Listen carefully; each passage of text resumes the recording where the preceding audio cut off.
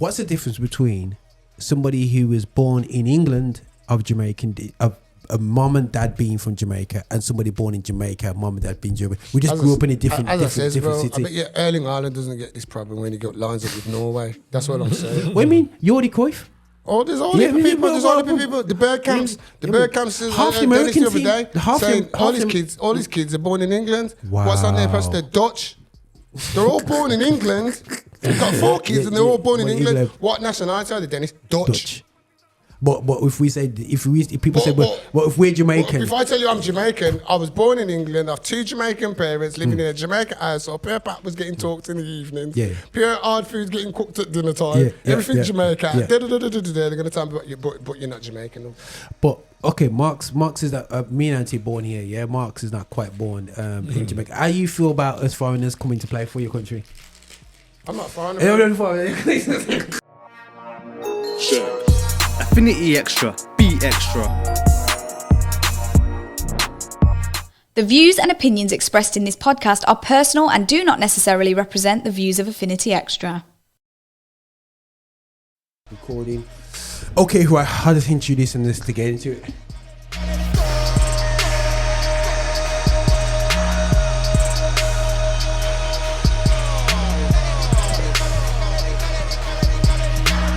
Okay, yeah, guys, we've got a crazy show today. This is Roger Moore on the Roger Van Moorinho Show alongside, yes, I don't only have Marx today, I do have Anthony Young here today. So we've got the 3 black powers of football. We've got Man United, Liverpool and Arsenal. Would you say that's correct, guys? No. We've got 2 black powers of football. No. Take Man United out of that piece, man. Listen, no gang business on here still today, you know what I'm saying? I think you know. I know what I mean, you know. It's you know what I'm saying? But to be honest, guys, the 3 most loved teams for my generation of, you know me. And then we had these Chelsea fans come out to the woodwork, and then we had Man City fans come out the woodwork. So really and truly, you know what I'm saying, we are the represent the if you're a brother, you would support one of these 3 teams, and when you have the odd guy from Spurs, the founder members, the founder members of the black football fraternity. Yeah, I'm saying that's why you can have the online Classico is Man United versus Arsenal, and it's like, you know, pure carnage online when it comes to cussing. You know what I'm saying? But that's the way it works out. But guys, listen. Right, we're going to go straight into this show today. So we've got plenty of things to talk about and whatsoever that's going on. There's transfer deadline. There's so many things out there. We're going to talk about what we're feeling about certain things happening in football right now still and whatsoever. But something that really hit me out the other day was a case of really personal to me, which I won't go into too much details about. But it's like what I love to see, and I've mentioned before, is like Cole Palmer's recognition of his Caucasian heritage. And here it's why, obviously, I'm Caucasian, so here we go. But the thing is, you know, got it in there. First 10 minutes, you got it in there. So what the reality is as well. What's interesting to me, he's not the first Caucasian, someone of Caucasian heritage to play football. You know what I mean? And this is the first time we've seen somebody actually put their flag on their boots and be vocal about it. And the crazy thing is, you couldn't tell. You would have to. It's one of the ones where you have to be guessed, and you've got players out there of not only Caucasian but obviously Jamaican descent. You know, you get even St. Lucian, but out there still, you know what I mean, called the main man called Diffo out there. I just want to expose where he's from. If you didn't know, we've got a lot of the guys out there, and they just start representing the ends. And then on top of that, still, which Anthony did bring to light as well, is about in our group, is that the fact that basically Greenwood is set to play for Jamaica, but we believe he's actually lighting it up, playing for Marseille. As a Man United fan, it's frustrating, but the only reason why I have an understanding of why he couldn't play at Man United is because of a group of I don't want to go into that. That's a whole episode in itself. Yeah, I mean, to be honest, and that actually goes in terms of stigma of black people when it comes to associated wrongdoings and how we get treated, and other players don't get treated with the same sort of brush when they get caught guilty. So we've seen the things with the Mendy case compared to the my guy from Everton. What's his name? Good Johnson. No one knows what's happened in that case, but everybody knows what's happened with Mendy, with all these certain players. But that's a whole subjective within itself. But Greenwood has gone to Marseille. He's been player of the month as well when he's playing for Marseille. He's banging off with goals, and he is hopefully could be playing for Jamaica.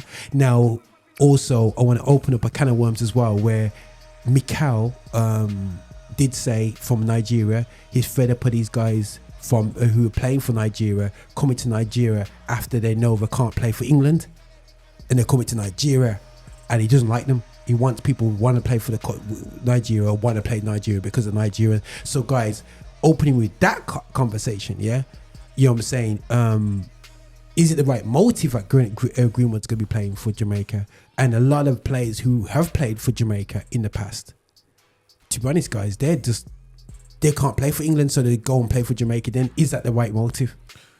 I wouldn't say it is. Here's the thing for me. I'm glad that he decided to go to Jamaica, but let's not forget that Jamaica came knocking on his door from before as well, and he said no. You know what I'm saying? He's got to a point now where he's probably just hit him and he's accepted that, look, I ain't going to play for anybody else. England ain't going to call me. And he decided he's going to play for Jamaica. If everything, after his court case and everything with that girl and blah, blah, blah was all calm, and England called him up and he had a choice between England and Jamaica, I don't think he would have chosen Jamaica. You know what I'm saying? So as much as, it's nice that he's playing for Jamaica, I ain't giving him no flowers for making that choice. He basically just, it's like giving a biscuit tin to a kid with only bourbons in it. That's all that's in it. That's all they're going to take, in it.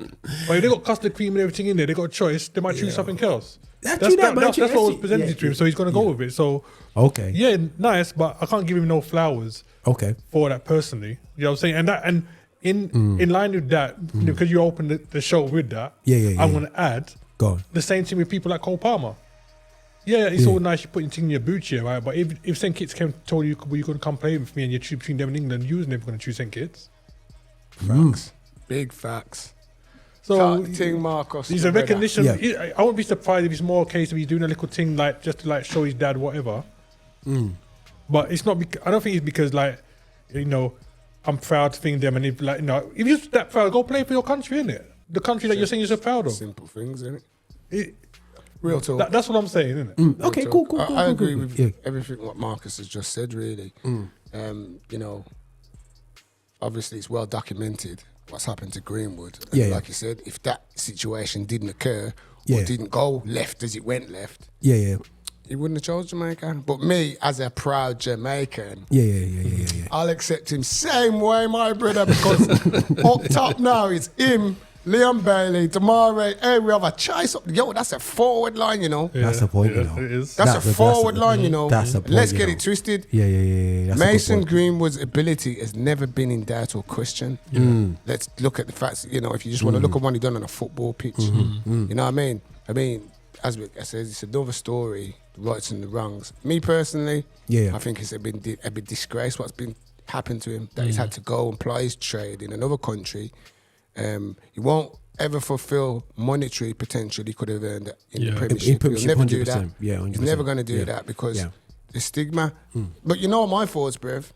If I had any pull in my club, and we need a striker right now, Greenwood, I'm signing him. I'll tell you straight, fam. I'm signing him. Fans can have their boycotts, they could have their placards, whatever.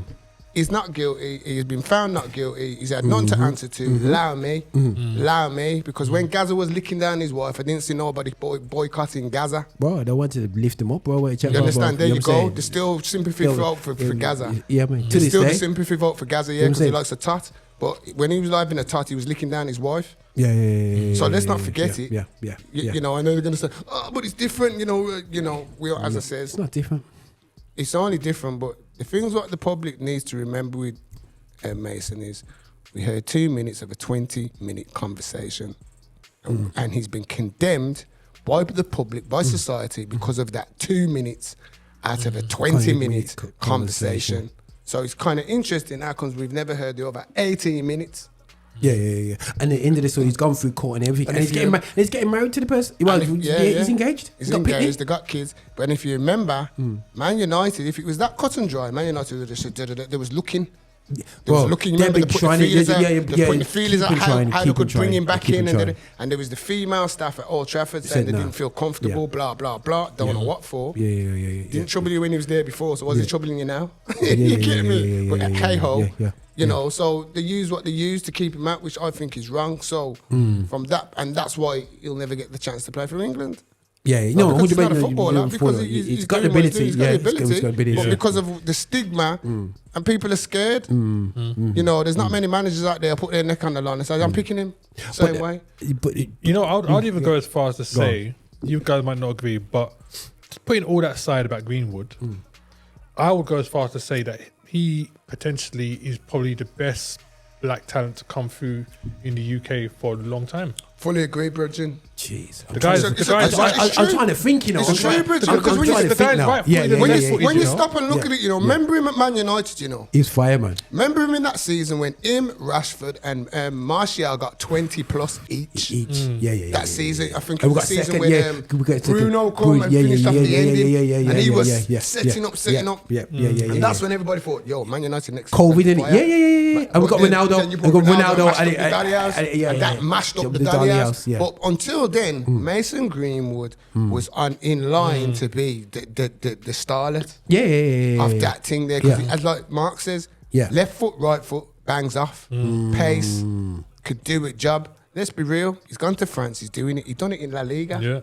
He's done it in La Liga. When he went down to when he was at the first team there. He's done it in La Liga. Barcelona wanted him. It was only a money thing. What couldn't? Well, it couldn't work. It couldn't work out. You know what I mean? So the talent is still there, and it's funny how the foreigners can live and let live and give him opportunity to work and do what he's doing and feel no problem.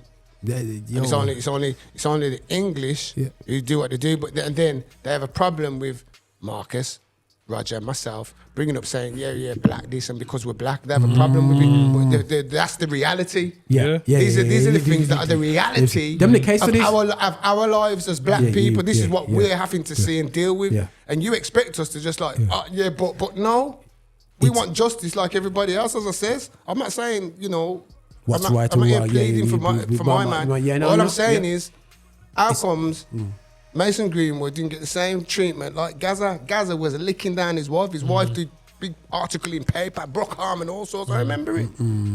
All sorts. He was on there. What was the name? Cheryl or something so? I can't remember. Yeah, Gaza beat her up on that, beating in his drunken rare. Gaza still played football. Gaza didn't get sacked by the club he was with. Jeez. And he still went on to play for other clubs in England, Everton, doing what he's doing. He was at Rangers. I think when he was beaten at the time, he was at Rangers and he came down to Everton. Yeah. I know them things there, but being treated differently. That's crazy, man. And the thing is, and it's something that it's a problem with our young footballers. We we said it before. Young footballers are coming up thinking that their colour doesn't matter, and they're thinking that it's in the purest world. But what does but they're watching their other. And the thing is, it does matter. And when you get caught out, you get thrown under the bus. And I'm thinking that we're just not teaching these young footballers are operating like they're in a different world, bro. You know what? I don't know if I necessarily agree with that completely now. I definitely used to. I think there was something going on closely with those young black players, which was definitely making them think like that at one point. I think since that incident where all their men missed the penalties for England, and then they got gunned, I think reality hit them in terms of what the real deal is. Prior to that, I think there was on this thing that they're on equal bandwidth as everybody else. But when that hit them, the backlash of that really made them stop and think, Red. You knew they don't come out and say publicly, but you can tell that there's a certain something has changed. Sorry. Yeah, cool. Something's changed in the atmosphere, yeah. Where I think they recognise now. You know what? Yeah, it doesn't matter how much I pop off. When they're ready to turn on me, they're gonna turn on me. It's as simple as that. Yeah. No. And this is it. Still, that's the reality of it. But like he says, when we look back through history, if you notice, the ones that are really pushed to the forefront are the ones with black players. Stan Collymore went for the same thing. If you remember, Ulrika Johnson. Jeez, yeah. Remember yeah. the way they did Stan. Yes, Stan got X. Remember Still is X. exactly the way they did Stan again. But it's no different to his white counterpart. You get what I'm saying? Yeah. And it's different. And then people who watch programs like podcasts like this and say, "Oh, here we go, 3 black geezers with chips on the shoulders." But it's not a fact of a chip on your shoulder. It's just the reality of our world. This is how we see things from black eye perspective to amongst our own. You know, none of us here would condone any person, black, white, green, yellow, of the allegations that were made against Mason Greenwood. No, but none of us are going to condone that. Doesn't matter whatever. But the fact of the matter is, it was a black geezer who was accused of it, and we've seen how he's being treated. He hasn't been found guilty of nothing. He hasn't been charged with nothing, but yet he cannot play his trade in the Premiership. Why is that? Why is that? Because the jury of media, because the media, exactly. the court of media. But how comes the media doesn't have the lynch mob when man's singing racial songs and playing with his teammates in Argentina, but he's still allowed to earn money in this country, and us, we are still paying it. So don't come and tell me nothing. Don't come and tell me nothing, fam. Anthony, listen, I agree. The video was so evident what was happening in the video. Man, come back and they made him captain of the team, bro. You understand? Just you're just taking the mick. That's just the liberty of the on team, top bro. of it. So you've got my team's full of black youths. My team's full of black youths. I'm an Italian manager, and my wisdom tells me I'm going to give the racist boy the captaincy. So that gives it more. This geezer with his slave mentality thinking is going to think, yeah, I'm more over than they still have to come and chat to me anyway because I'm the skipper. Nah, Virgil. I'm your so boss. I don't want to hear it, bruv. So my point is, boss, you know. So we're just showing you. All I'm showing you is the difference of the skin tone, what it makes from, the difference of the skin tone, you know. So that's it for me. But as I says, that's a good. Yeah, that's a very good point there, bro. The first thing I would say, I'm pleased for Mason Greenwood, that he is chosen to play for Jamaica. As a Jamaican, I'm gassed from him. Going, look, I don't put top names on tops. I'm putting Greenwood on my next one. You understand? That's and you know me, bro. You know me. I've always supported Mark Mason through all this. I've always stood and says, you know what, man's ain't good. I'm prepared to give him. I don't believe what I hear. I'm not saying I heard what I heard, but there's contexts and things. And as I said, who am I to judge if the alleged victim, if that person can forgive? Who are we? Innocent until proven guilty. You know what I mean? Who are we? And then people go, it's because of the money. Well, we'll never know. That's something between them and the Almighty. Yeah, you know what I mean? I'll just leave it at that. But I'm pleased. Big up. England's lost. That's what I say. No, 100%. England's lost. That's what I say. And I hope the next generation of young black footballers can actually start to. And when it's not just the England side, it's the Jamaican side as well, because they do have a stigma in Jamaica. They don't want to have too much English-born players in their team or whatever. Again, that's just the blackness, isn't it? It's stupid. For me, it's absolutely stupid. The privilege thing. It's like a privilege thing, isn't it? It's like, what's the difference between somebody who was born in England of Jamaican, of a mom and dad being from Jamaica, and somebody born in Jamaica, mom and dad being Jamaican? We just grew up in a different city. I bet Erling Haaland doesn't get this problem when he lines up with Norway. That's what I'm saying. What do you mean? Jordi Cruyff? Oh, there's all the people. The Bergkamps. The Bergkamps. Half the American team. Saying all these kids are born in England. Wow. What's on their pass? They're Dutch. They're all born in England. They've got 4 kids and they're all born in England. What nationality are they, Dennis? Dutch. But if people say, if we're Jamaican, if I tell you I'm Jamaican, I was born in England. I have 2 Jamaican parents living in a Jamaican household. Pure pap was getting talked in the evenings. Pure hard food getting cooked at dinner time. Everything Jamaican. They're going to tell me but you're not Jamaican. No. But okay, Marx is that me and Auntie born here. Yeah, Marx is not quite born in Jamaica. How you feel about us foreigners coming to play for your country? I'm not foreigner. Yeah, man. I'm foreigner. Just let me just get it. I ain't a foreigner. Yeah, I say. Talk for Yeah, yourself. yeah, yeah, I ain't a foreigner. What are you talking about? So you're born. You're St. Lucia. So imagine now, you're St. Lucia, you're a professional. Me and Roger are professionals. Yeah. Our parents are St. Lucian, but we're born in England. Yeah. So we're ballers. We won't use the fact that we can't play for England. Yeah, we yeah. decided we want to We'll play play for our country. Yeah. Come. Yeah, how would you feel? Come through. There you go then, see. Come It's through, not everybody simple like that, things. but a lot of, I just find, especially with Jamaica, we can only talk what we know about is the Jamaican. And They don't like us. apparently it's supposed to have been a bit of a problem at the beginning. I think it's getting better now from what I've heard. It is. Yeah. I I think man like Liam Bailey is kind of like really.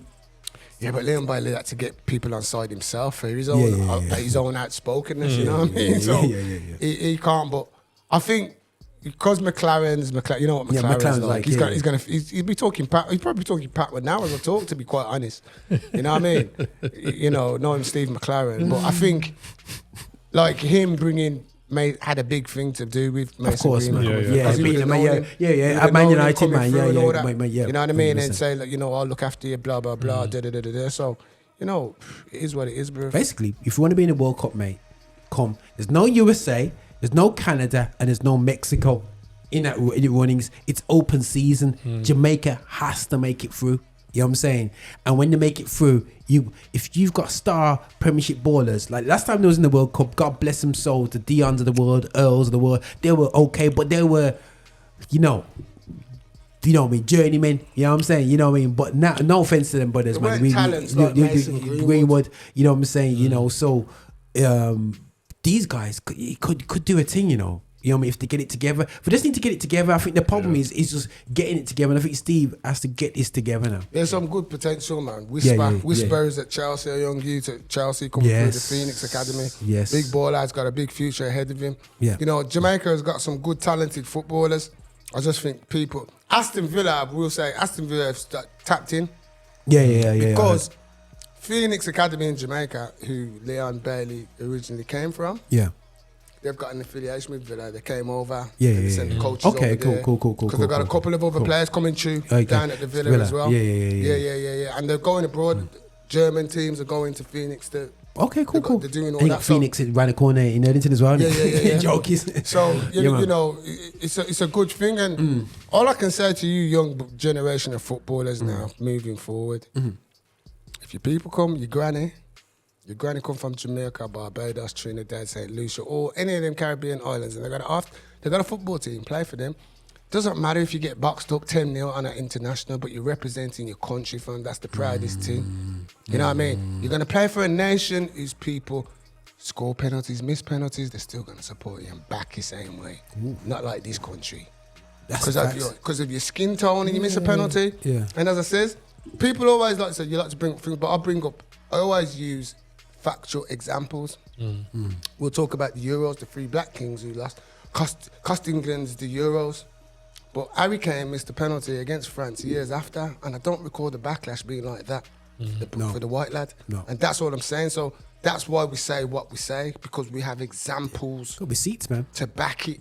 It's no difference. The only difference is that the players were black and Harry's white. That's the only difference. Yeah. That's it. Yeah. And we've seen the treatment that they all get. We've seen the treatment when Saka was the sub and he came on the back page.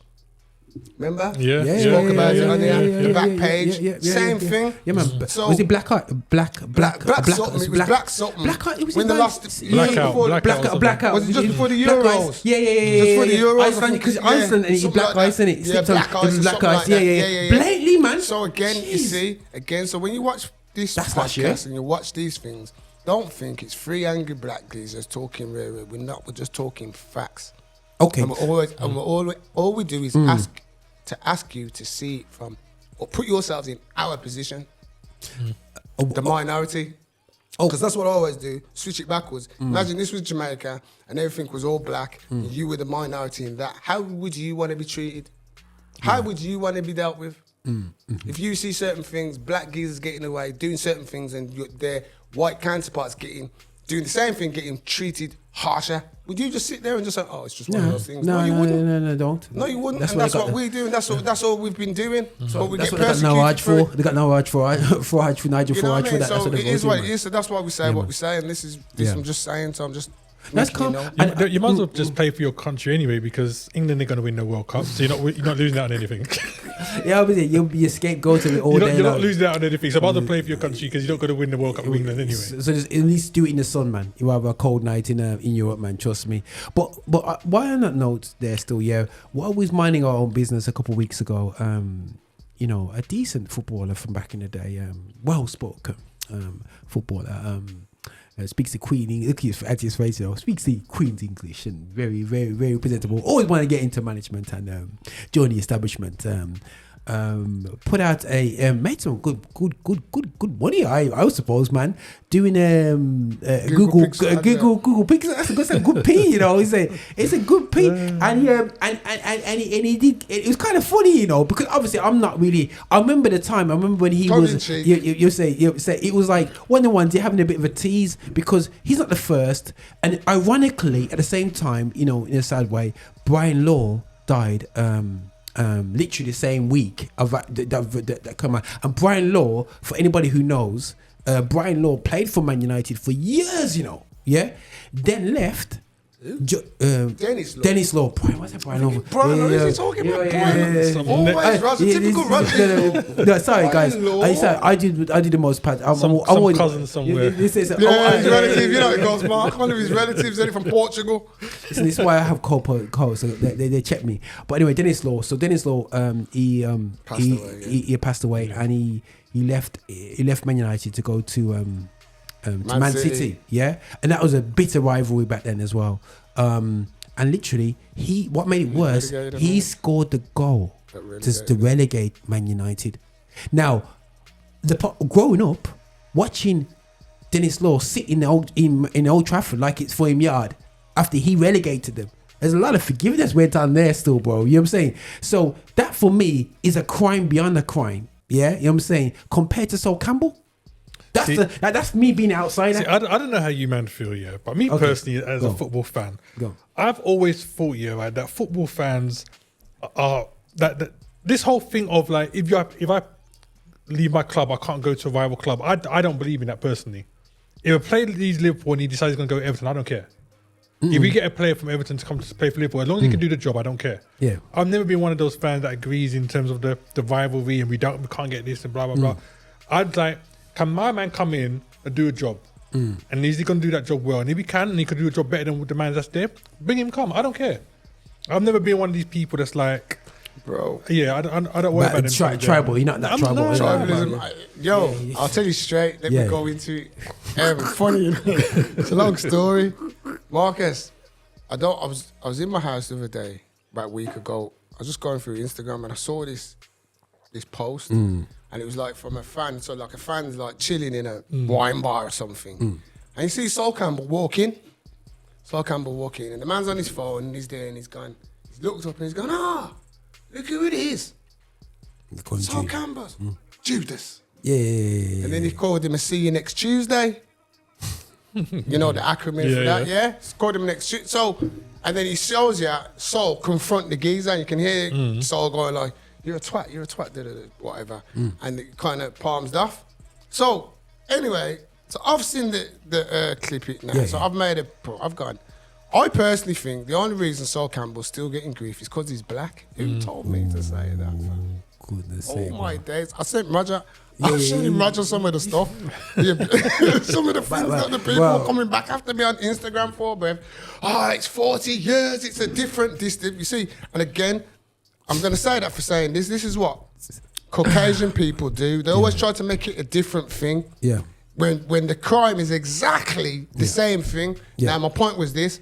Now, they've had up Sol Campbell. Sol Campbell left Tottenham to go to Arsenal 24 years ago. Yeah. 24 years ago. Just think about it now. 24 years. Okay, then. Yeah. Now, in 1977, showing my age, but see it go, Pat Jennings was the goalkeeper for Tottenham. Tottenham got relegated the season. Tottenham got relegated. So Keith Birkinshaw, the then Tottenham manager for Pat Jennings getting on a bit. We need to get promotion first. I don't think he's cut out for this. Want to get rid? Yeah. So they put it out. We're ready to get rid of him. Man United were supposedly inquired, and I think Aston Villa, but that's what it was, inquiries. No solids. Only one team came in for him. It was the mighty Arsenal. He played 8 years after that. Jeez. 8 years. Remember, Tottenham thought he was finished, you know.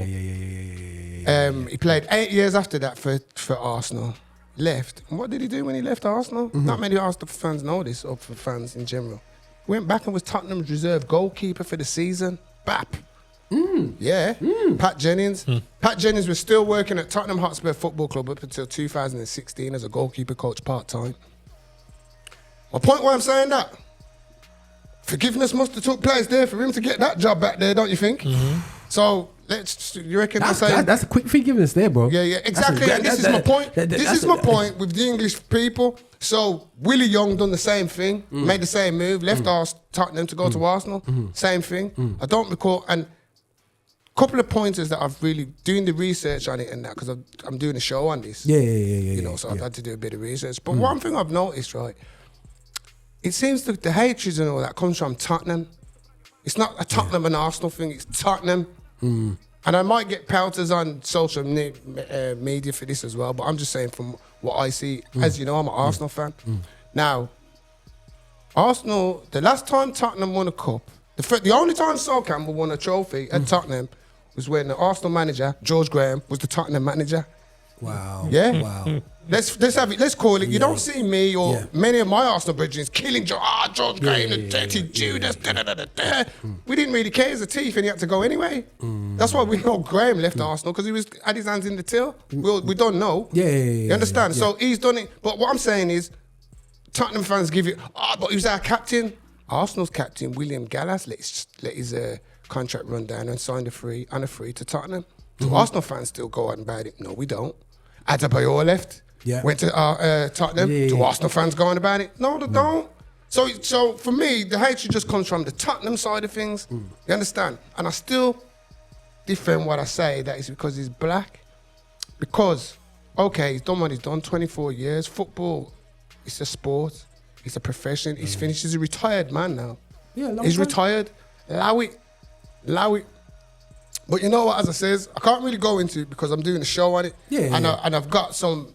I got one of my best friends, my best friend from school, my article, my football bridging, huge, and he's a Tottenham fan. He lives in London, and I put the questions to him, certain questions. As a black man, how do you feel about the Sol Campbell thing?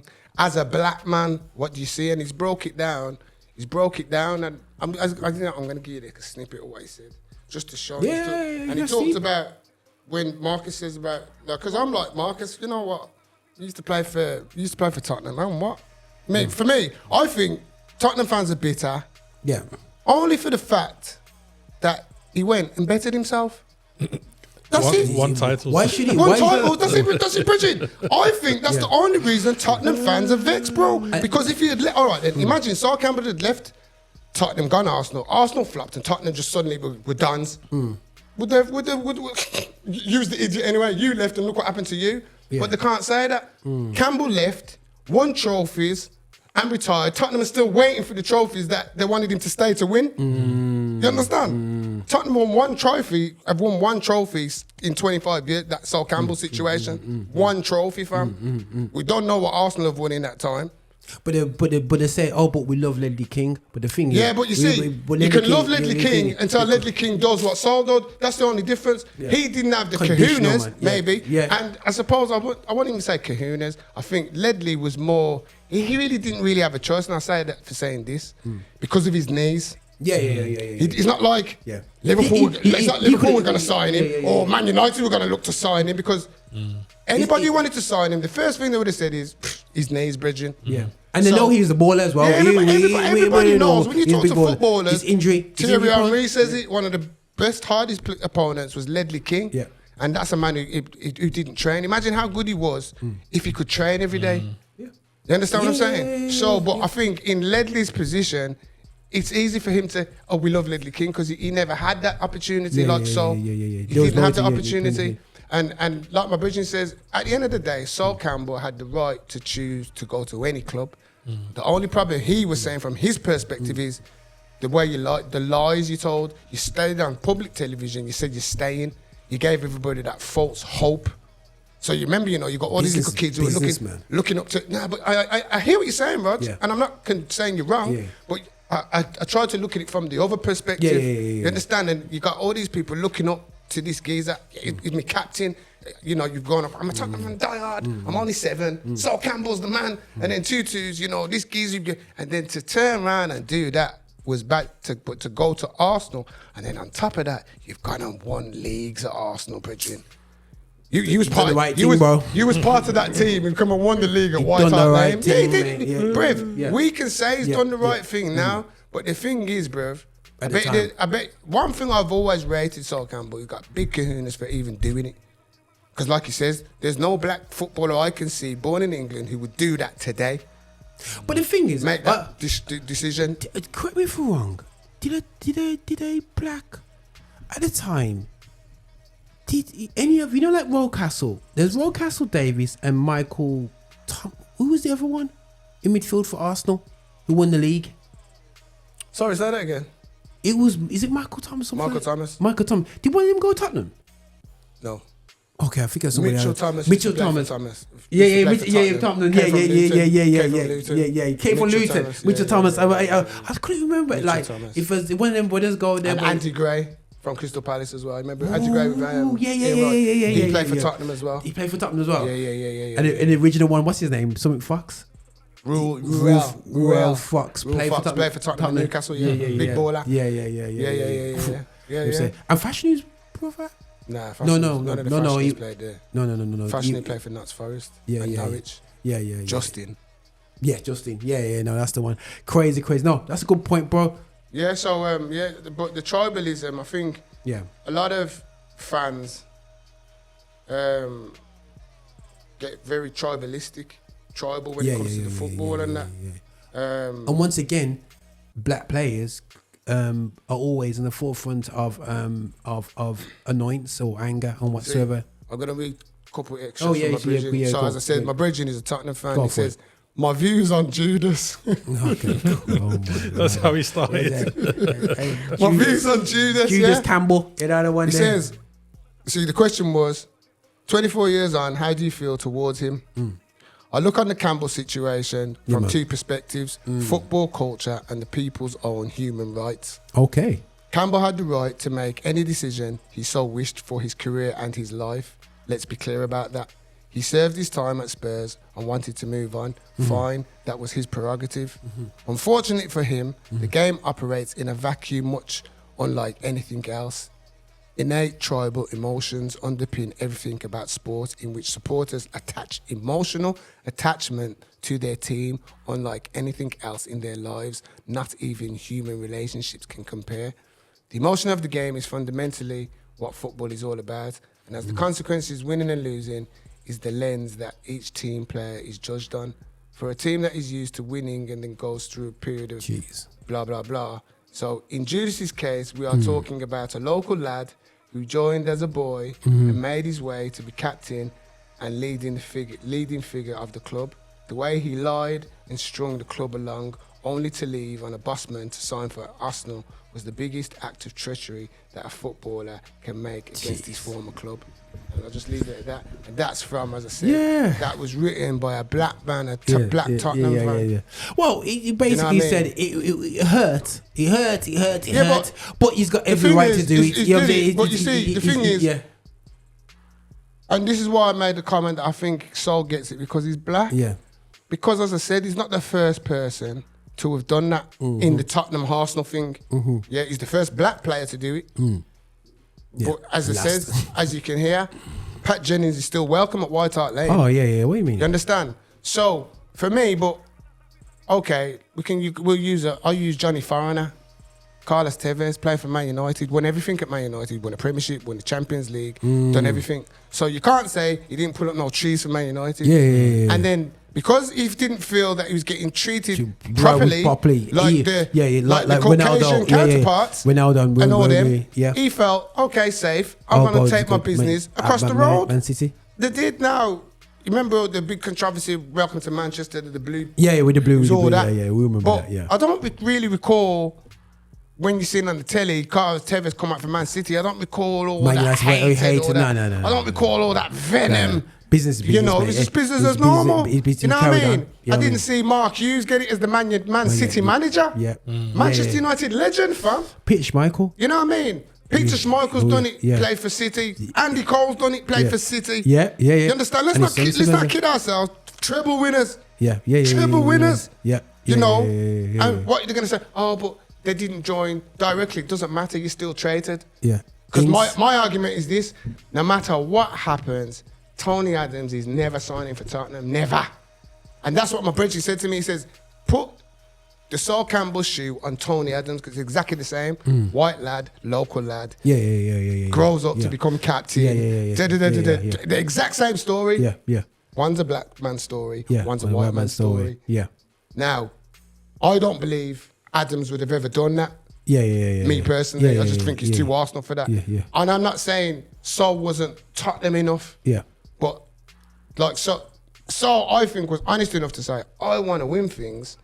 And them lot across the road are winning stuff. And I think a man's made me feel like if I come into there, we can go and win bigger things. I'm up, Richard. Listen, bro, let's be real, man. We're all similar age to Sol Campbell. You know what I'm saying? Yourself, Andy, you're similar age. And end of the day, don't let anybody fool you.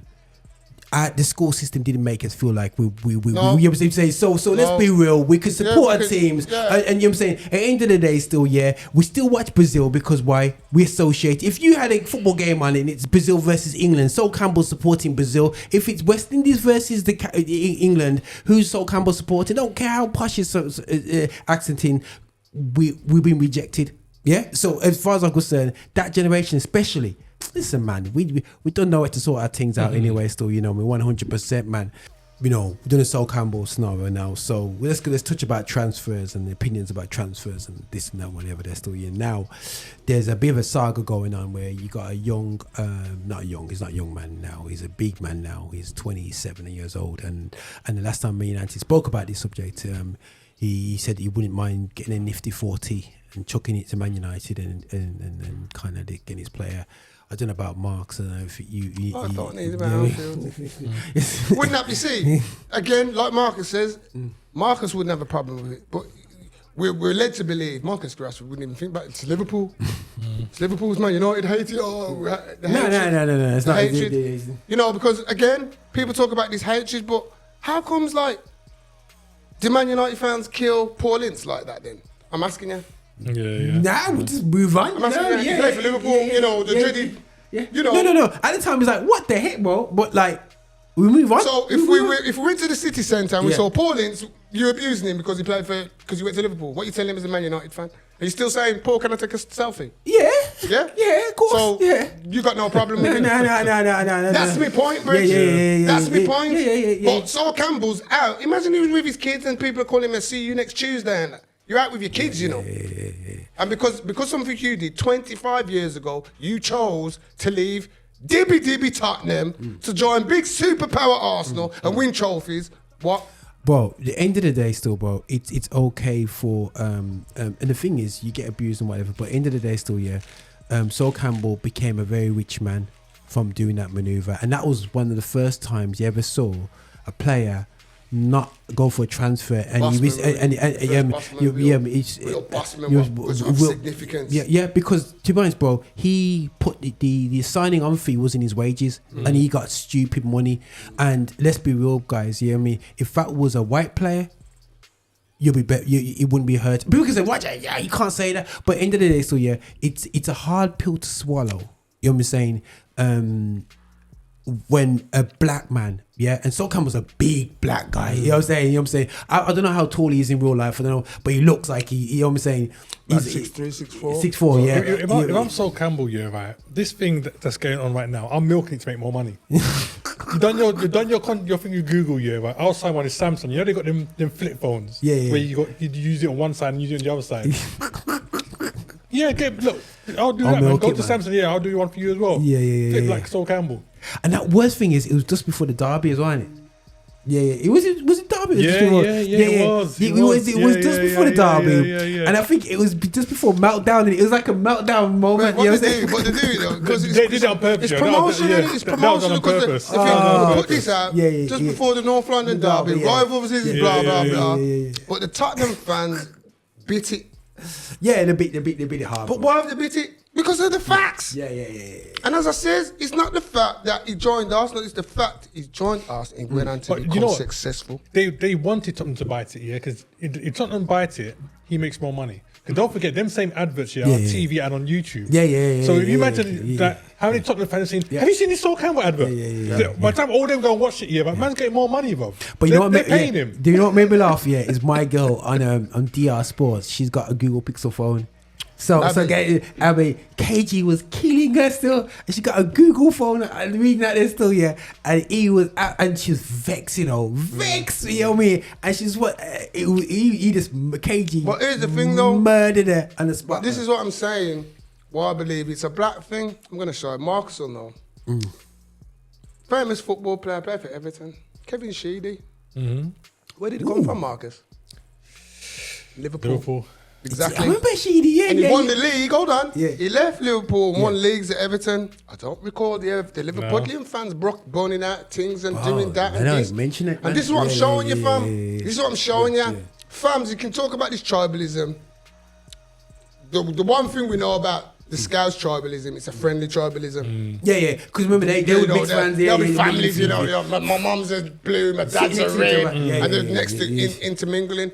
No. To be fair though, bro, I've only found that really recently. I found that the North London derbies have become really hated. Yeah. It wasn't like that back a day when Liam Brady. I don't recall it like that. Liam Brady and all. Didn't the banana get thrown on the pitch a couple of years season? Abraham scored from in front of the Tottenham end. Yeah, at the Emirates. It was at the Emirates, and it's the Tottenham end when he scored. That was just before COVID. Was it around COVID period? Didn't it? I can't remember when. Yeah. But it's not. It's about within the last 5 years. My point is crazy, bro. Hold on. Who's more rivalry than Celtic and Rangers? Bro. Maurice Johnston comes to my mind. Do you remember Mo Johnston? Yeah, Mo Johnston. Yeah. Played for Rangers and Celtic. Yeah. I rest my case. Yeah. But end of the day, still, bro. There's too many cases. Because he's a white dude. Now, if you put a black geezer in that, you know you're playing a different gauntlet. Yeah. And that's the point what I'm trying to show. I'm not trying to be racial. I'm not trying to cause a riot or anything. But the facts of the matter, and even my bridging says, and let's be real, through, as Marcus says earlier, through the actions of certain supporters when the three black kings missed the penalties for England, what you're trying to tell me, none of them are Tottenham fans. None of them are going to have that same hatred towards the Sol Campbell situation, and that's what I'm saying. Because I think the average football fan can see Sol Campbell and allow it. But he's doing what he has to do. But the football fan who's got, Combat 54 connections and all that, he's not going to. It's just another. He'll take it to a place where situation which gives him a chance to disrespect a black person. So that's why we need to done this. And that's why I'm saying, and that's why I said what I says, and I stick to what I said, what I says. But as I says, without plugging, I'm doing a show. You'll be out there soon on all formats about the whole Sol Campbell tribalism and what's really the hatred around. Because that's what I want to know. What is it about? Is it about the fact that he joined Arsenal? Is it the fact that he became successful? Is it because you didn't get a transfer fee? What is the anger? What is it 25 years on that Tottenham fans are still feeling okay to condemn the man and abuse him out the road? Well, for boys. But listen, don't worry, guys. That's why nobody's wearing a red or white jumper today. Still, sorry for digressing. We was going on to a certain 27-year-old at Manchester United, and his name's Marcus Rashford. So I'll start it off. So Anthony wanted. I started. I said back a day, Back a day. Back a day. The other day. I don't mean back a day. I'm not like you, man. You know me. I'm spot on. What I'm saying is, I was happy to take Marcus Rashford on loan. Obviously, it can't happen because I got two loan players in Raheem Sterling and Neto. Okay. And that for me as an Arsenal fan, being honest from my heart, goalkeeper. Okay. That's really disappointing because for me, I don't know if it's Mikel who didn't want him or what. Raheem hasn't really been given a chance, and when he does come on, he's not really doing nothing. So for me, I would take the gamble, send Raheem back to Chelsea and take the gamble and take Marcus Rashford on loan with an option, not a definite agreement, with an option. If he meets what I'm happy, there's 40 there. We can agree a transfer. I think. Okay, cool. I say that. I look at it from Marcus Rashford, not just what I see now. I look at the talent, what I see. Marcus Rashford is a very talented footballer. His numbers show this. And I think if Marcus Rashford can score 30 goals in a very poor Manchester United team, for a poor manager in Ten Hag or whoever it was. Ollie. When he scored the 30, wasn't it Ten Hag? But he did. Ten Hag? Ten Hag, bro. Yeah, you're right. Right, so you can do it. What could he do in an environment where he feels it's a new environment, fresh. And freshening in the goal.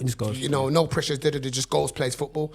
I feel that Arsenal could give him the move down south, and I was happy to go with it. But obviously the stumbling block, as I said, is the 2 players on loan, plus Rashford's wages. Now, it's come across in the press that obviously his brother's pimping him out there because Man United have... Marcus put the interview out to say he wants a fresh challenge, so Amorim, this is my view now, is using that because I think Amorim's taking too many pot shots in when there's no need for the pot shots. For instance, yesterday, the last interview was he put his 63 goalkeeping coach before Marcus Rashford. He shouldn't say things like that. There's no need for that. There's no need for that kind of disrespect. I agree. There's no need for that kind of disrespect. He's not doing what he's supposed to do. Fine, just say, but to say things like that, you're making the relationship hard because if Marcus don't move, you still got this player coming in every day. You understand? If you're rubbing up, we're disrespecting Marx, and Marx is going to come here for the next 2 weeks, but we're showing him kind of badness. How's that for him? It's untenable. It's one of those situations, and I think it's a situation which can't be recovered. I think that's where Man United have got the situation. I'm not blaming Amorim for all of it. I think Man United have to take a lot of look at themselves and look at the beast they've created. 100%. You know what I mean? For me, I think I think Man United have let Marcus Rashford down. He's very talented and they have not developed or helped him develop his talent in the way that it should have gone at different clubs. I think different managers have got a better song out of him. Do you know? Okay. Wow. I've got my opinion. I agree. Some stuff I agree with. Not all of it. I think... So, no, there's no doubt Rashford is a talented player. I think there's nobody you'll ask that will not agree with that. I think that Man United do have a lot to answer for in terms of what's going on with Rashford. But I also think Rashford has a lot to answer for himself. Of course. My issue is this. If you ask me, would I take Rashford at Liverpool? My answer right now is this version of Rashford, no. And it's not because I don't believe he's got the ability to do something here, right? I'm watching, take away everything that's happening off the pitch.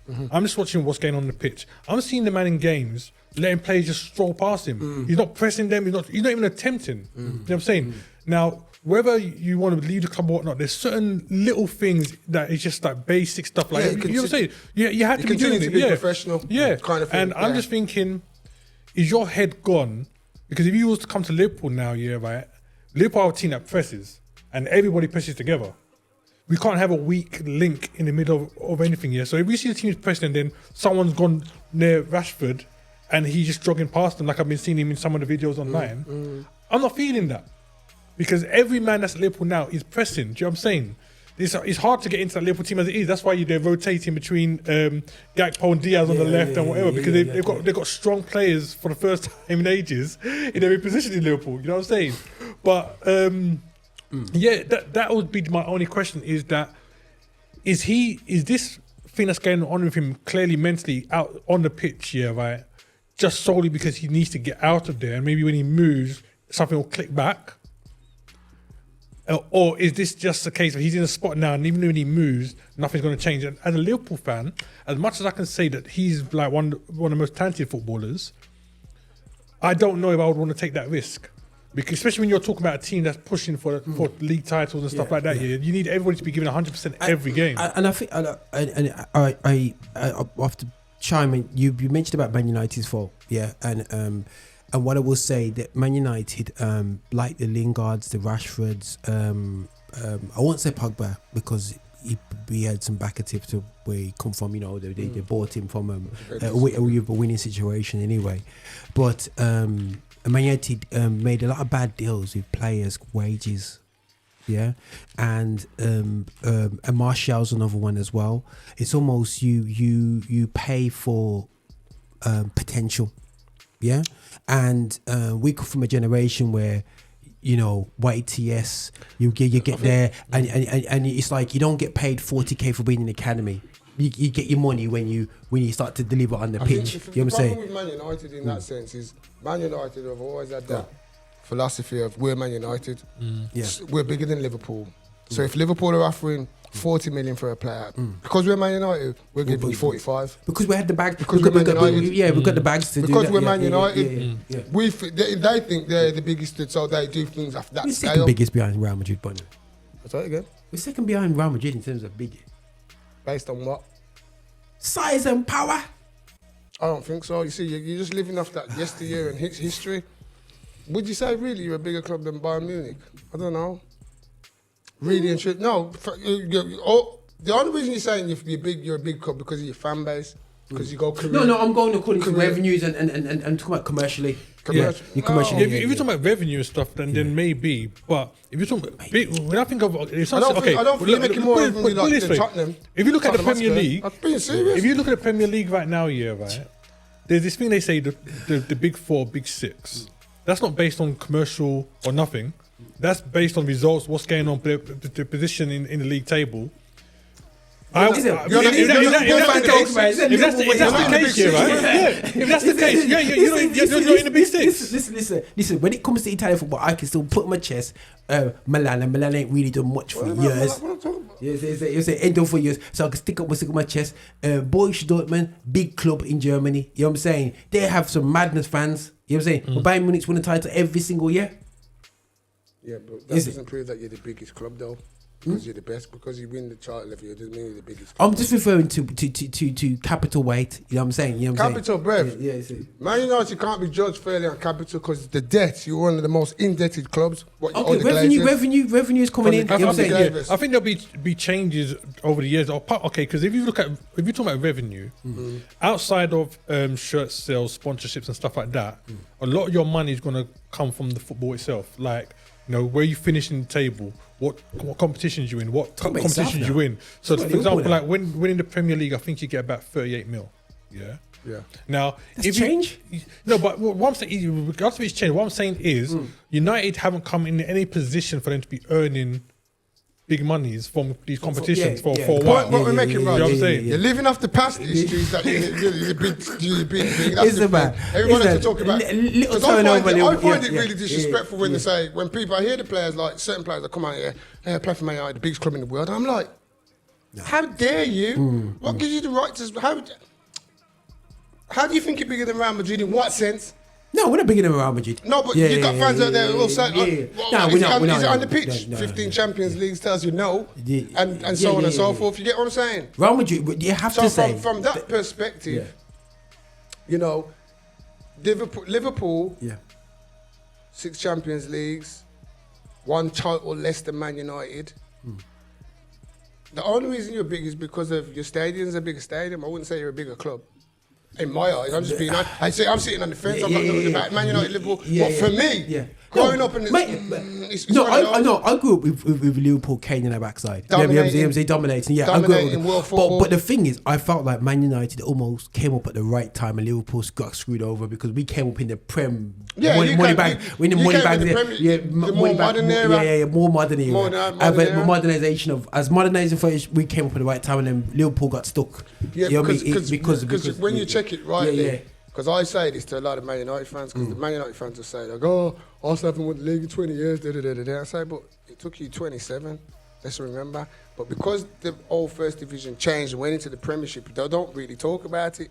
But if you remember, it was 27 years before helped you win the Premiership. 100%. You know what I mean? Yeah. I was there, I remember.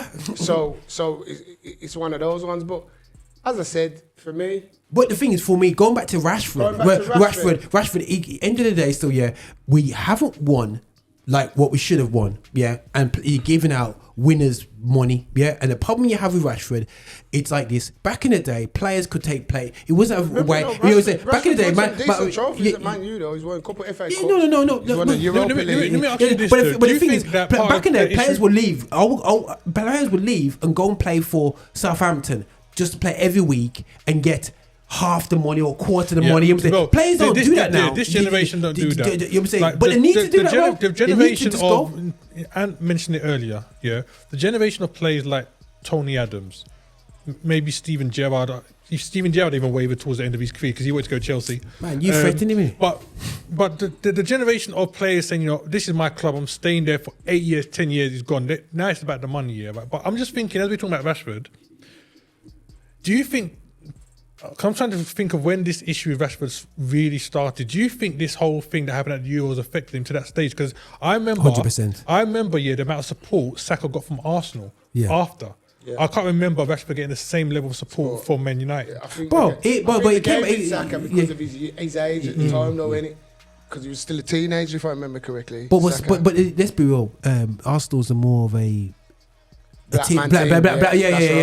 So look after their own. That's right. So end of the day, Rashford is going back and he's seen his mural that got put up because of him helping out all the children get defaced. Yes, you can come over and paint over it, but that's shock. And I still, it's the disrespect, though. It's the disrespect, and this is the thing is when you've been growing up thinking that all human is equal and everybody gets treated the same and you get treated different. I don't think he's actually, from the conversations he has publicly, but it's computed that properly. Let's be real though. At the end of the day, Marcus Rashford can't be naive enough to think that he's a black youth. He's got black parents. Nah, think about it, bro. All of us as our parents told us certain things. The do's and the don'ts. Certain do's, certain don'ts. Some things we listened to. Some things we didn't. If I was to go my generation, remember I'm 55 now, my generation, if I was to say 100 people from my generation growing up, did your parents tell you not to bring a white boyfriend or white girlfriend home? 97.72% is yes, 100%. Because that's what we was told. There's not lie about it. We're not being racist. We're just talking the thing. True. It's the truth. Your mum was telling you, Roger, but don't bring the white one, girl home. So you're married. You can have white girlfriend, but don't bother marry it. Don't bother marry it. That's what my mum was telling my house. I was telling you honestly, fam. Don't think you're married. Yo, it's not happening. So I don't want to hear that the Marcus Rashford. Do you want me to believe that Saka grew up naive, that he believed what he believed? He believes. And you got a nice girl as well, Saka. Saka's girl. And enough respect, Saka, for keeping it black and that. You understand? But the thing is, as I says, Sak, there's nothing English about you, my brother. There's nothing English about you. You see, and this is what we're talking about at the beginning of the program. You see, this is where it goes to. Why? If he played for Nigeria, look at my man's name, fam. You're not gonna go to parts of Milton Keynes and see that little white kid over there. What's his name? Bakayoko. More than likely, his name that we got there is probably just been abbreviated. You know, fam. You know, it's been abbreviated. But the point is, what is there? What made you feel English? Because I'd love to, sometimes I sit down and I think Nigeria should have a sick team now. What questions I would love to ask certain footballers? You know what I mean? Saka would be. Bro, why did you choose England? And don't give me that because I was born in. I don't want to hear that. Because I know your parents, your grandparents. Man, having jollof rice, man. To talk to you. Yo, Lagos, the whole of Lagos will turn out for you. Yam chips, whatever. So, please tell me why. I'd just like to know why.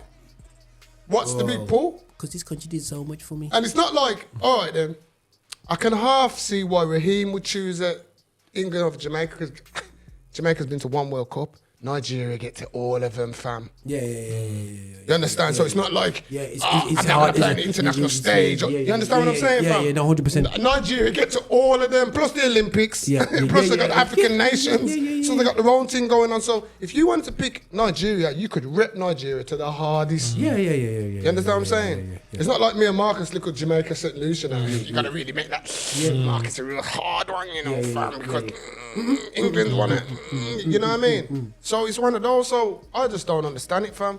But as I says, my message to all of them people, Africans, Jamaicans, Bangladeshis, Everybody, play for your people, them play for country, man. Play for your people, them. And if you miss a penalty, them same people will lift you up and say, hold up your head, Roger, we're still proud of you the same way. Yeah.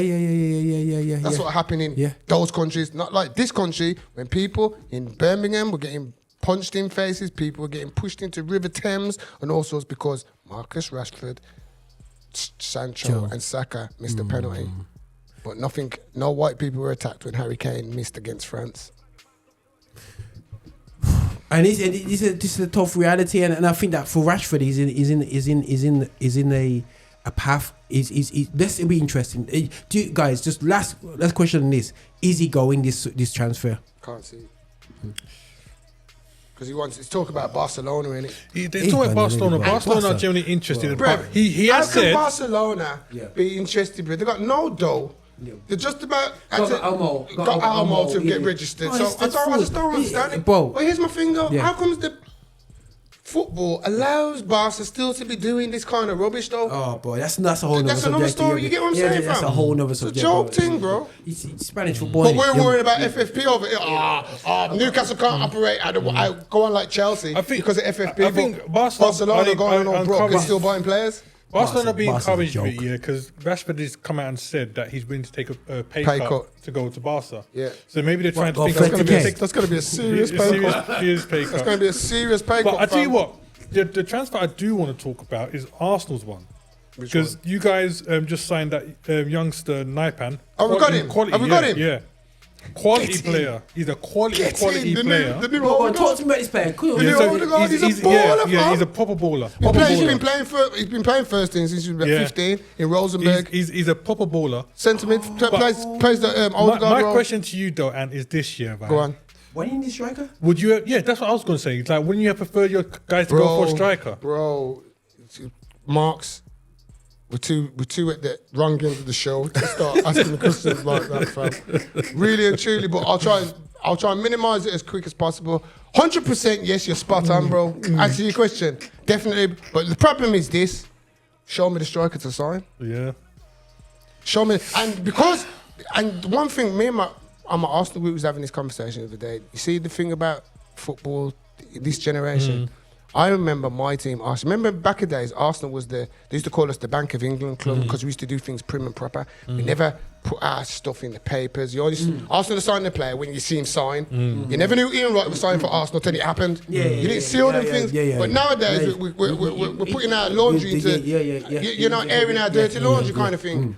And that's one thing I don't like. So because of that now, a team knows we're after your player. So it's because we're not, Arsenal are desperate. Gabriel Jesus got injured, so we got a £40 million player. But because Arsenal are desperate, we want 70, and that's what's happening. We're getting priced out of these for silly players.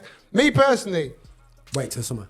I'll wait till some, but I'm frustrated. You've been saying that for about 2 seasons. Yeah. As an Arsenal fan, I'm frustrated. I've been hearing this for a long time, Bridget. You know what I mean? So I'm kind of peed. I said, unfortunately for me, I believe if everything was how it's supposed to be in an ideal world, January would have come, Mikel Arteta would have said, here's 85 million, and Gabriel Jesus would give us his sack, and I think that would have done the deal. January. But because Jesus got injured, mashed it up, because Newcastle were interested in Jesus. So I reckon he could have been 45 mil for him, plus 85 cash. Give us Isak, you take Jesus and blah, blah, blah. What about Sesko? You wouldn't be interested in him? Bro, you're beating the gun, Mark. Hold on. So he's coming to Old Trafford, man. Stop it, bro. Stop chatting your rubbish, man. You got world class Froland up front. So there was that. I don't rate Isak to be a £120 million player. I'm just sorry. I don't give you that. It's not. Okay. It's 80 mil. And this is going back to the conversation me and Mark's having at the beginning of the conversation. Now, take away Isak's finishing. Is he a better player than Darwin Núñez? You understand me, Mark? Let's be real. Let's be real. Take away his finishing. Just take away Isak's finishing. Does he do everything like Nunes does for the team? I don't think he does. That's my point. That's my point. The only thing he's got over Nunes is his finishing. Yeah. And it's not even that he's more consistent. Yeah. Nunes plays a lot more. My man's injured a lot. Isak. Okay. Cool. He's injured a lot. So the talk I'm hearing, Newcastle 120 mil. I'm not feeling you that price, Bridget. I'm not feeling you that price. No, sorry. And I'll use this.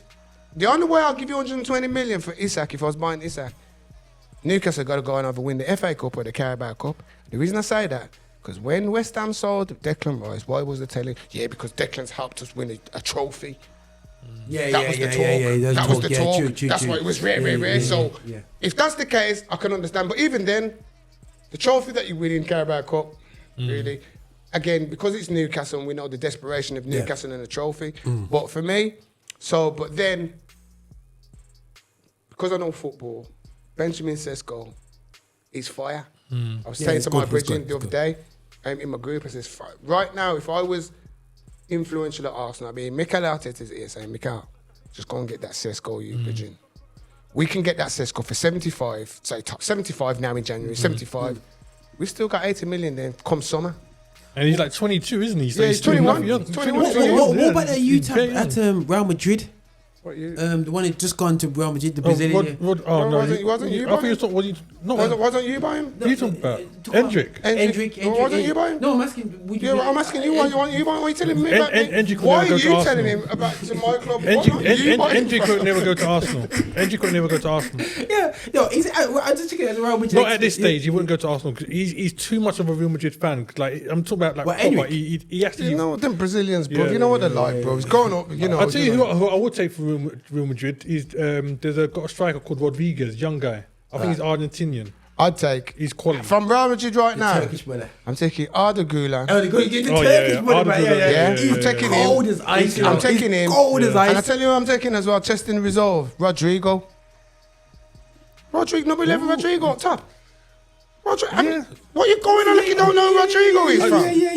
Rodrigo I would. The only thing I'll still take Sesko is solid to age because I think Rodrigo's 27, 28.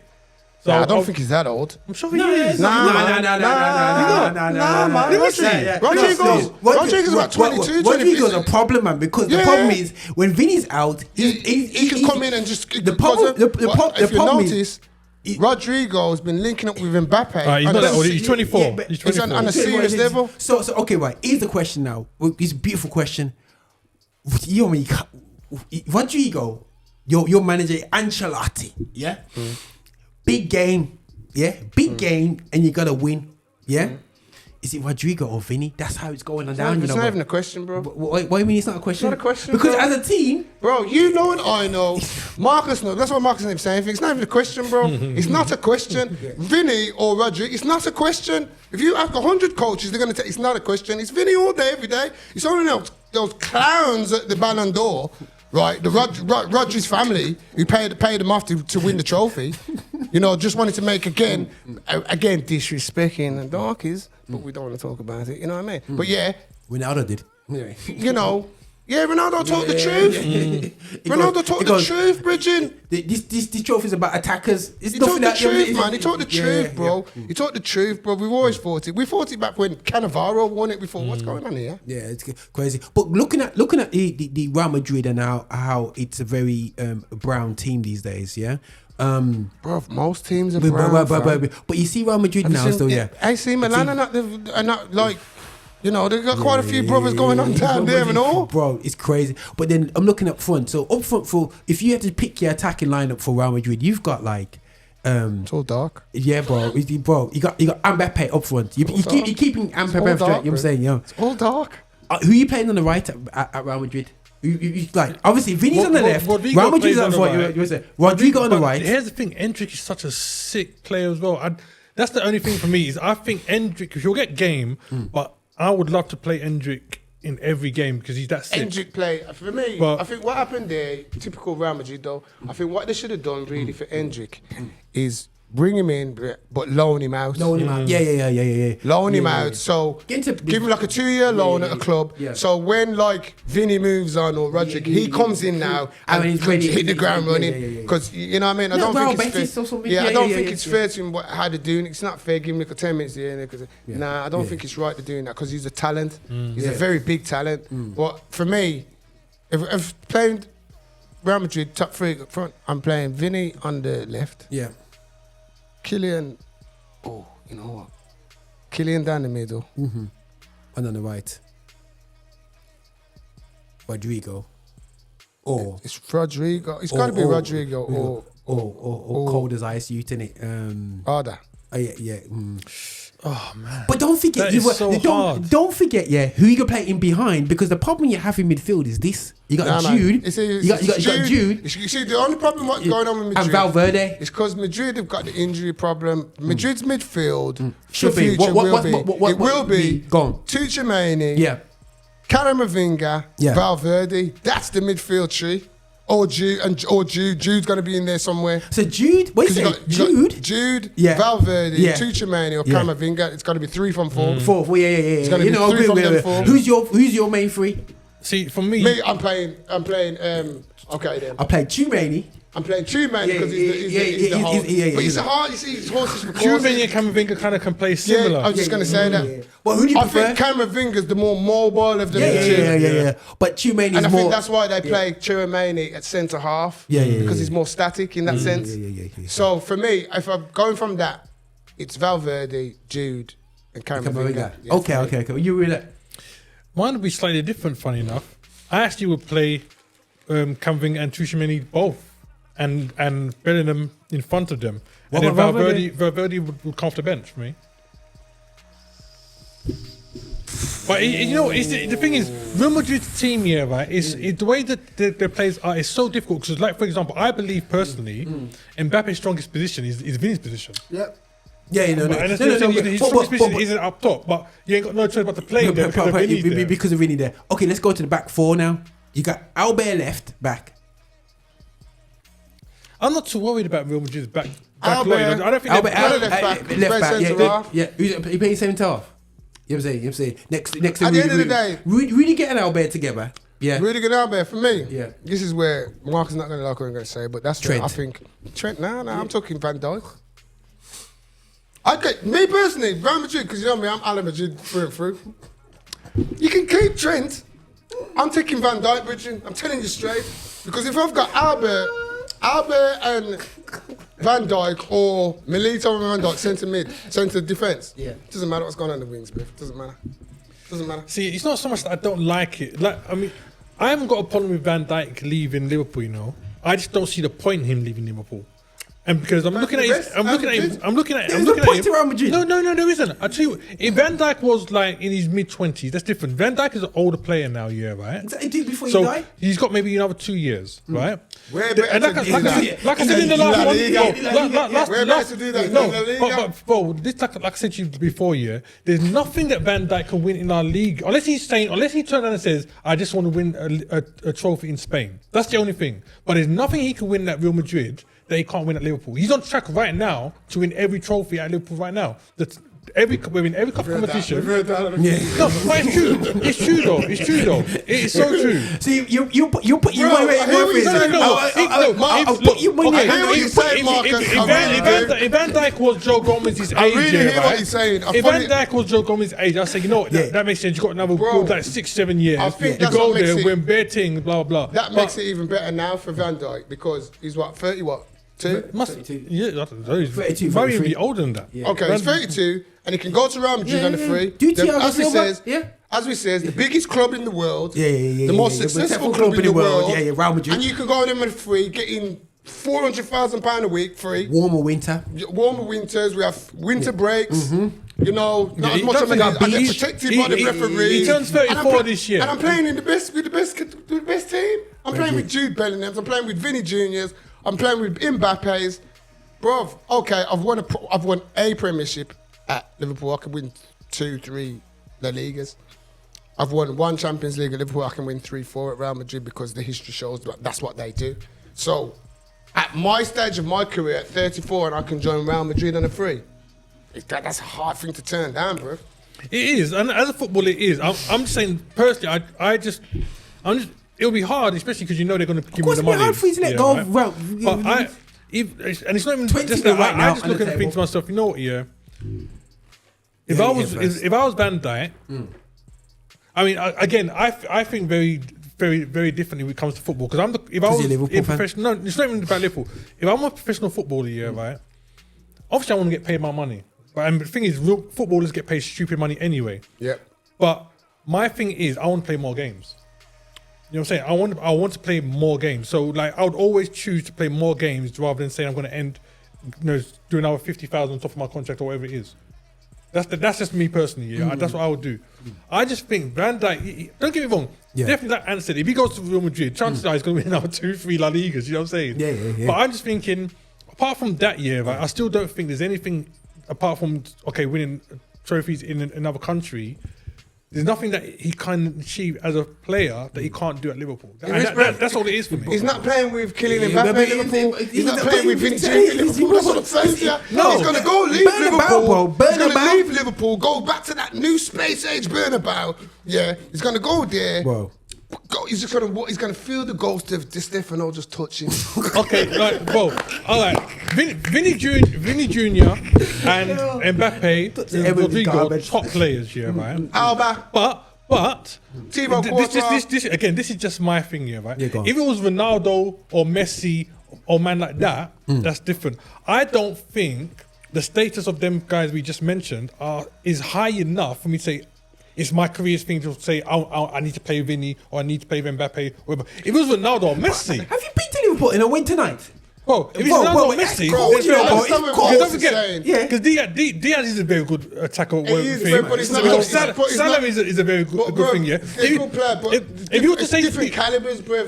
If you were to say right, if you were to say yeah, right, you're going to take Salah and Rodrigo. I don't think there's much in it. Yeah, there is. I hear what you're saying, but you put him against Rodrigo, but put him against Kylian, World Cup winner, Mbappe. It's not a contest. It's not a contest. No, okay. You're talking about trophies, yeah, but again, no, we're not talking about trophies. We're talking about the prestige. Because at Liverpool, okay, let's go for argument's sake. Liverpool win the league and they do a league and cup double in this season. They might not win the Champions League and they win the league. So he's won 2 premierships. He's won the Champions League. Has he won an FA Cup with Liverpool? Yeah. He's won everything. All the. Don't say everything. So he's won everything. Yeah. So he's won everything. Yeah. That's again to do the same thing. At a different to do what he's done at Liverpool to replicate that at Real Madrid, bro. He gets the opportunity. He doubled it in 2 years. He get the opportunity. Even if it doesn't materialise, just for the fact that this stage of his career to be thought of in that, to say 34, Real Madrid still want to sign me. But bro, listen, you talk about the team there still, yeah. Right, let's go. Let's do a versus. Vinny versus Gapco, Vinny. Mbappe versus who you playing up front now? Jota. I don't know. No, we're playing Diaz. Liverpool haven't got a striker. You're going to put Mbappe, yeah. On the right, Salah. They got that one. They got Salah. Salah can walk into. Unless we were saying we're putting Mbappe, we're going to play Vinny down the middle. We're going to play Rodrigo on the left. We're going to play Mbappe on the right. Who are you taking, Mbappe or Salah? Because it all depends how you're playing it, innit? But this, I'm still coming back to the same thing. That some ballers, Real Madrid has some absolute ballers. Yeah. But if you think about, okay, let's just say the last 10. Before you start, bro, can I just call it? Before you start, Van Dijk has played with big ballers previously at Liverpool, the Sanas, the teams that won those competitions, the big teams. So it's not like he hasn't played. If you look at the past 10 years, though, right, as both fans and footballers, right. You hear people say, "Oh, it'd be great to play Messi or great to play Ronaldo."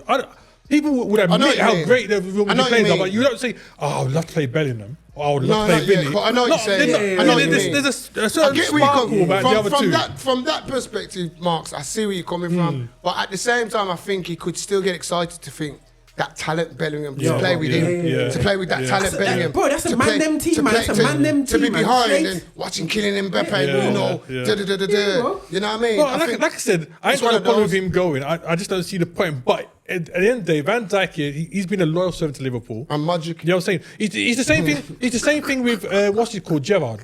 I always said to people when Gerrard was in the last few years of his career, I said if Gerrard turns around and he says he wants to, whoever's winning the titles then, right. I said if Gerrard wants to go to a club where he can win a title, I think it was Chelsea, yeah. I was letting him burn go down his house, man. because he's been loyal to Liverpool, right. There's some players you think to yourself they deserve to win a title. Like, Harry Kane deserves to win a title. That's a given. He does, bro. Come on. He don't, bro. Bro, Harry Kane deserves to be at a club that wins trophies, bro. Come on. Yeah, 1-1, yeah. Come on, man. Come on. Take away the Arsenal Tottenham thing here, man. I'm joking. The guy deserves to. Long time Harry Kane, but you know what? Golden boot, man. You see, this is my problem. Yeah. Going back to the Sol Campbell thing, you see, Harry Kane took the easy road. He sat on the fence and made his career dwindle. Yeah. Campbell didn't do that. Campbell says, I'm taking control of my career. I want to win trophies. And he signed it for a team who he felt capable of winning trophies. It happened to be Arsenal, but he says, well, Kane signed the contract at the wrong time. I think Kane should have probably done more. Kane's a coward. Because when City came for him, if you remember, he should have went on bad. Like all the other players have gone on bad. But he signed a new 5-year contract. No, he didn't go on bad. He just didn't go on bad. That's what I was about to say. He should have done more to push it through. He should have said, listen, I ain't playing for you again. I've given you how many years. I've been here from I was a youth. Every season, I'm the top goal scorer. Allow me. Man City I want to go and win trophies. I'm off. Allow me. Do the deal. If it means I have to go on strike, I would have put in transfer requests and everything. That's what I would have done. I hear that. Because it's not the money. It's not about the money. Because Harry Kane's got dough. He's just got no medals. There's certain players, right, in their lifetime, you look at what they produce and you think you deserve to win a title. Like, I would say that about someone like Saka right now. Gerrard. Steven Gerrard deserves to win a league title. 100%. But I'm going to say this for saying that. But here's this though. There comes a time where, like Marcus said, you got to just be realistic. And I think some players just do it for the easy life. They make other people rule their decisions. Yeah, Gerrard got shook. Because you remember, Gerrard was going.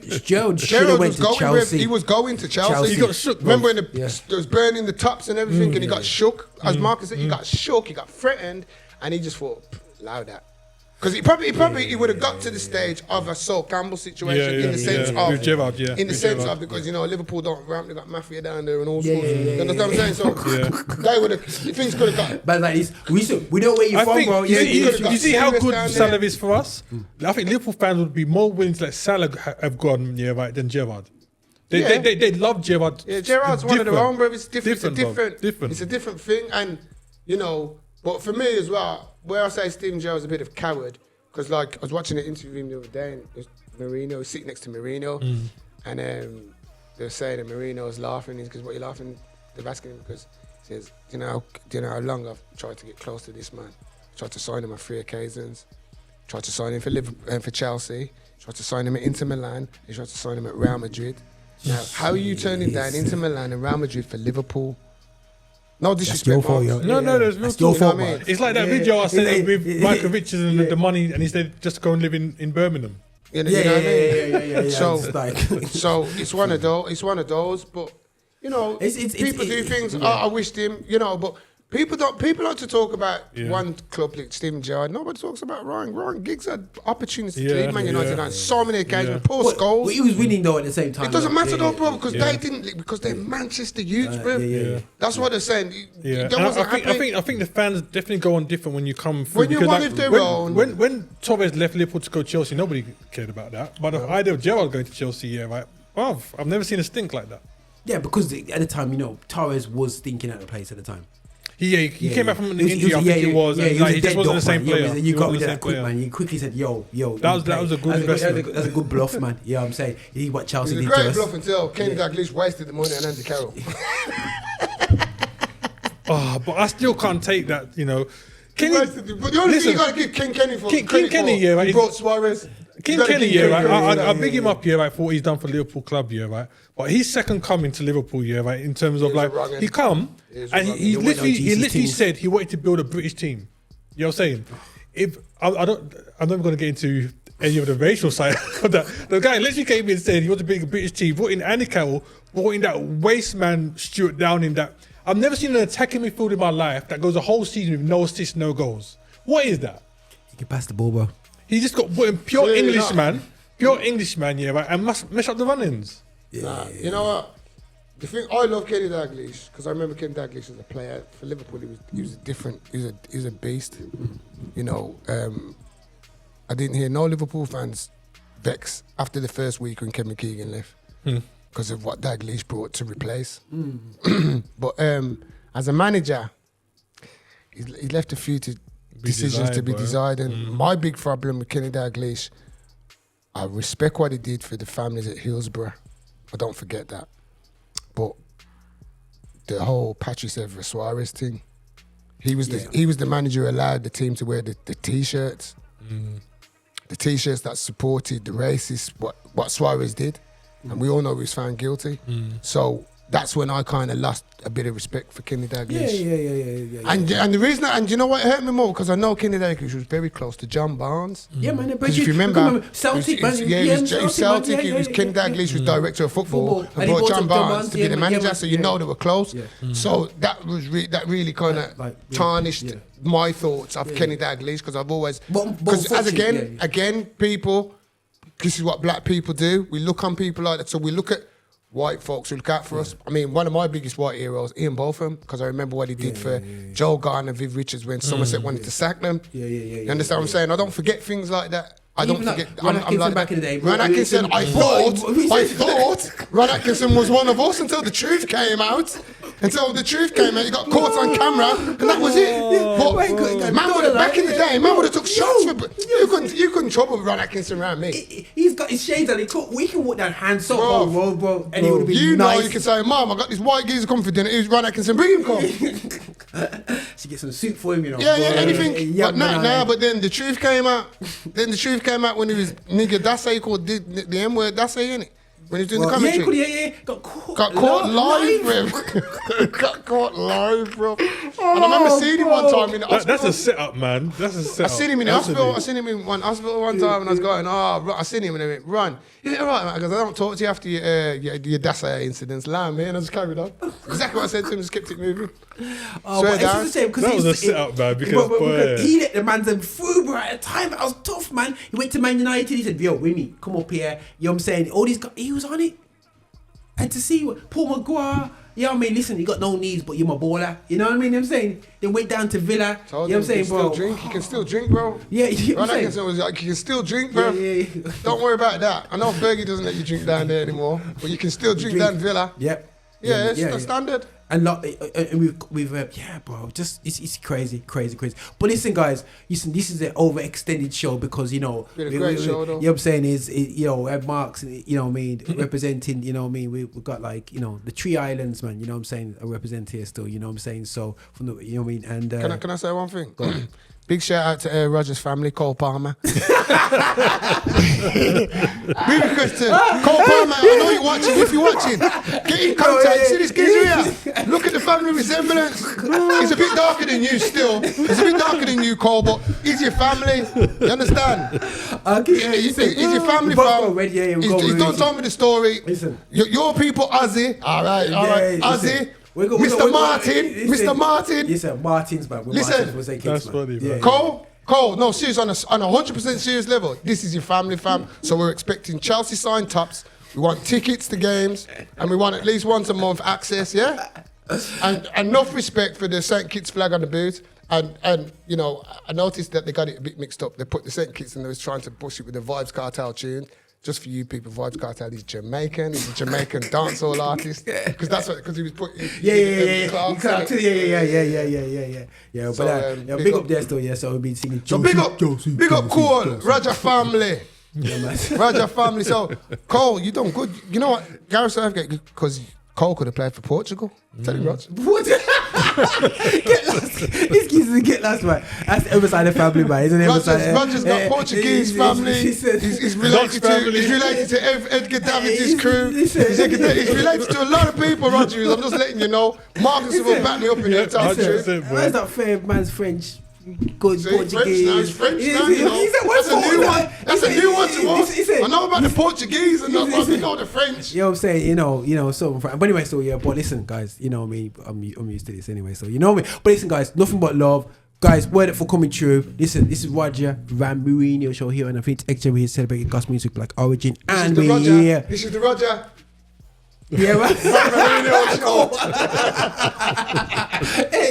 Listen, man, I'm going to keep his part on. I get slewed up there. So anyhow, so big up to the Martin family there, St. Kitts, man. Anyway, so I'm going to go and find you out and you know what I'm saying? And actually get to my family roots. And that's a real talk. And I'll go into that, man. Because if it's crazy, if it's true, it's mad thing still. If it's true, lads, just watch out. We're going to have a live exclusive. Cole Palmer's going to be in studio.